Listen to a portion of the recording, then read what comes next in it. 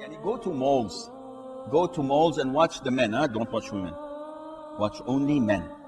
And laugh your head off. You find people, respectable people, walking, decent people, married people, and the minute they hear the high heel sound, click, clack, click, clack, immediately you find heads turning. It might be a man wearing a high heel, huh? But the sound itself ignites something. So subhanallah, shaitan works in strange ways. His job is to tempt you. The Prophet ﷺ went further to forbid women from wearing perfume to non-mahrams. Even if coming to the masjid.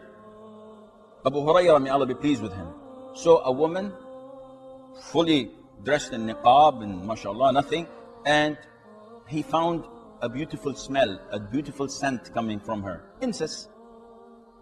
And he asked her, where are you going, Ya Amat al-Jabbar, the slave of Allah the Almighty, where are you going? To the masjid? She said yes. He said to her, go back and have a full shower. Because the Prophet said, alayhi salatu wasalam, whoever goes out wearing perfume, going to the masjid, Allah would not accept her prayer until she goes back and has a full shower. Because of that perfume. And biologists tells us that they've discovered recently that there is a gland in the nose of men that provokes sexual desire. Not only that, the Prophet says, alayhi salam, whoever, that is a woman, whoever wears perfume and goes out of her house and passes by men so that they can find the perfume smell, she is committing an act of fornication or adultery. Imagine. And the Prophet instructed alayhi salatu women when they come to the masjid to come without any sort of perfume to the masjid. How about if they're going to, which is, what is the masjid?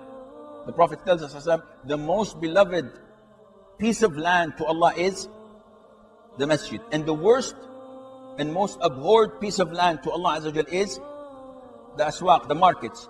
And how do our women go to the markets?